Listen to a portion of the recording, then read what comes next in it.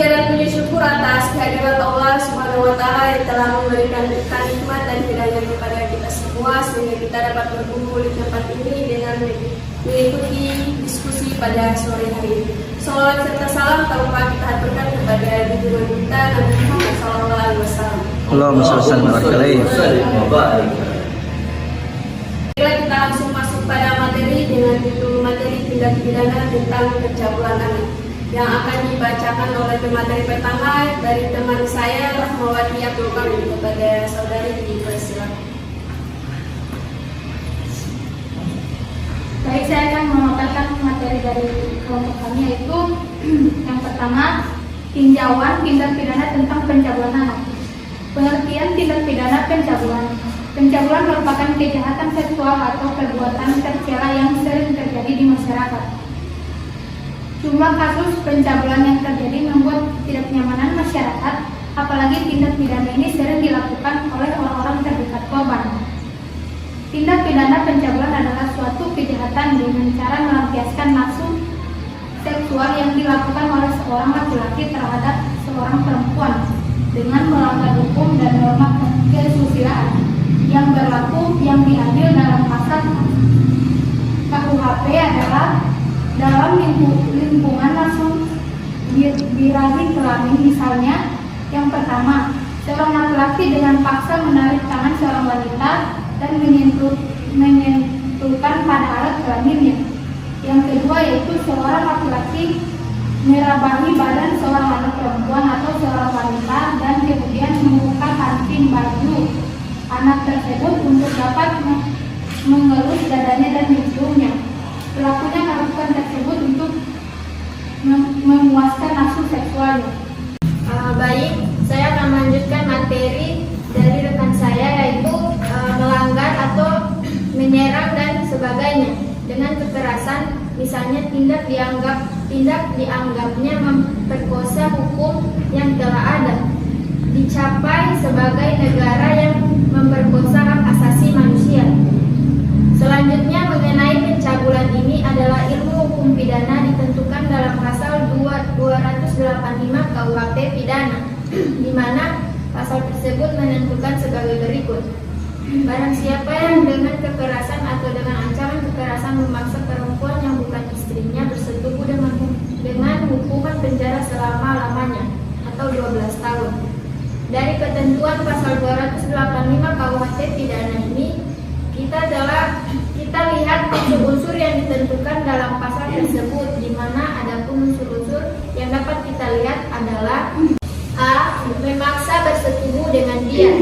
Dengan mempergunakan paksaan terhadap seorang perempuan bersetubuh di luar perkawinan merupakan perbuatan yang dilarang menurut pasal ini.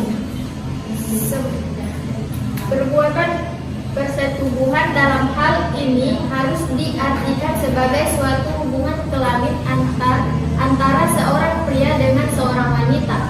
B. Perempuan yang bukan istrinya.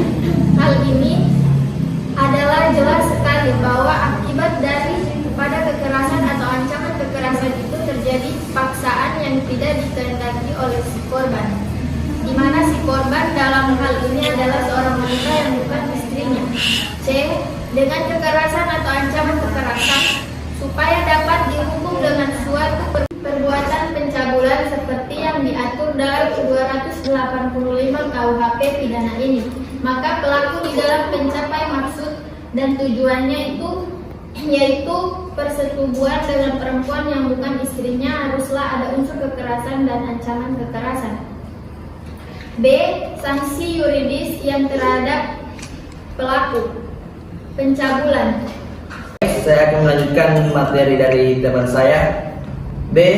Sanksi yuridis yang terhadap pelaku pencabulan. Mengenai sanksi pidana yang dijatuhkan biasanya selalu bersifat penghukuman, dan penghukuman itu biasanya tidaklah merupakan salah satu jenis-jenis hukum yang diatur oleh undang-undang, di mana jenis-jenis hukum ini secara jelas diatur dalam pasal 10 KUHP, di mana menurut pasal 10 KUHP adalah sebagai berikut. 1. Hukuman pokok. Kedua, garis 2 hukuman mati, garis 3 hukuman penjara, garis 4 hukuman kurungan, garis 5 hukuman denda. 2 hukuman tambahan. A. Pencabutan beberapa hak yang tertentu. B. Perampasan barang tertentu.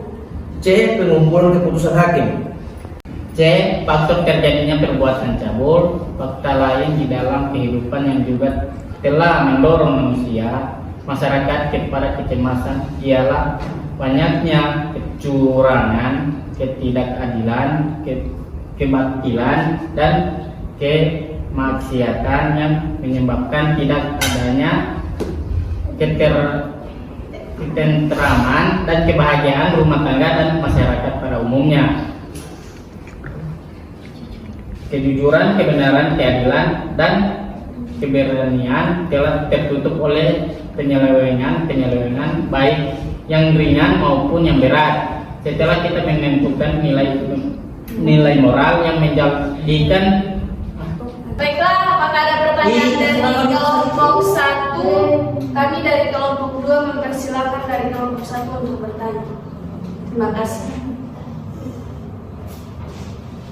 Baik, assalamualaikum warahmatullahi wabarakatuh. Waalaikumsalam warahmatullahi wabarakatuh.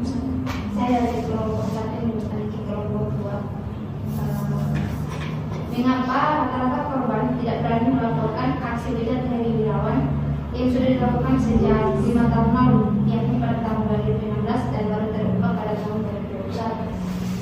Terima kasih. Terima kasih. Apakah masih ada pertanyaan lagi? Baik, assalamualaikum warahmatullahi wabarakatuh. Waalaikumsalam warahmatullahi wabarakatuh.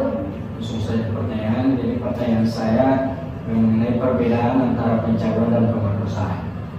Saya kira hal itu. Terima kasih. Assalamualaikum warahmatullahi wabarakatuh. Baik. Saya tidak termohon memberikan pertanyaan kepada kelompok 2, yaitu tentang bagaimana penerapan hukum terhadap Heri Wirawan yang telah melakukan pencabulan terhadap 13 santri. Terima kasih. Baiklah, jawaban pertama yang akan dijawab oleh saudara saya, Dedi Mentari. Silakan.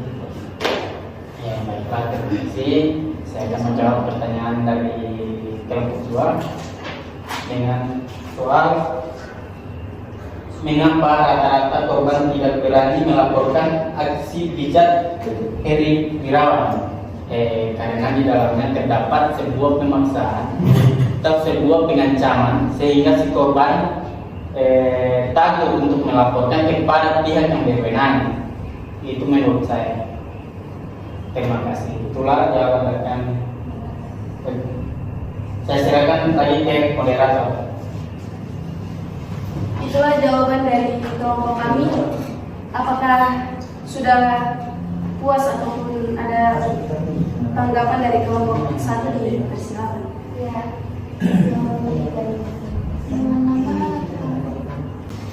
Selanjutnya jawaban kedua yang akan dijawab oleh Rahmawati Abdul Karim. Baiklah, saya akan menjawab pertanyaan dari kelompok 1, yaitu mengenai perbedaan pencabulan dan pemerkosaan. Pemerkosaan di sini merupakan suatu tindakan persetubuhan, itu pemerkosaan, sedangkan pencabulan merupakan suatu perbuatan cabul yang merupakan persetubuhan. Baiklah, ada tambahan dari teman saya. Dipersilakan. Baiklah, saya akan menambahkan sedikit jawaban yang dari pertanyaan kelompok 1 mengenai perbedaan pencabulan dan pemerkosaan. Pencabulan adalah Soisilo juga mendefinisikan perbuatan cabul yakni segala perbuatan yang melanggar kesusilaan atau kesopanan atau dapat merupakan suatu perbuatan keji yang masuk dalam lingkungan nafsu birahi kelamin.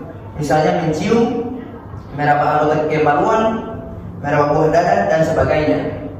Dan untuk pemerkosaan, Penafsiran yang akan menyelesaikan proses pembuktian pada kasus persetubuhan. Maksudnya pemerkosaan itu di dalam lingkup persetubuhan yang dilakukan dengan memakai kondom atau ketika pelaku laki-laki menderita azoospermia, yakni kegagalan pembentukan sperma atau tidak adanya spermatozoa di dalam sperma.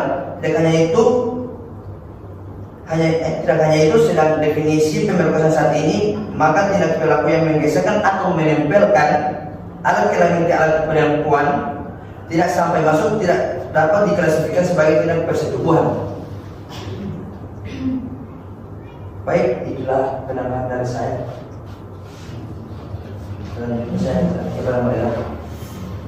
Selanjutnya pertanyaan ketiga yang akan dijawab oleh teman saya, dipersilakan. Bagaimana penerapan hukum terhadap Heri Irawan? Baik, pemerkosaan 13 santriwati hingga beberapa di antaranya hamil dan melahirkan layak dapat dihukum mati sesuai tuntutan hukum yang kini dihadapinya. Sekretaris Umum Majelis Ulama Indonesia TMUI Jakarta Barat, Rafani Akhia, menyatakan sudah sepantasnya Heri mendapatkan hukuman berat atas perbuatan biadabnya itu. Rafani pun menilai tuntutan hukum mati tersebut tepat kepada Heri. Terima kasih. Saya kembali. Baiklah, itulah hasil pemaparan dari materi kami. Sekian dan terima kasih. Billahi taufiq wal hidayah. Assalamualaikum warahmatullahi wabarakatuh. Waalaikumsalam warahmatullahi wabarakatuh.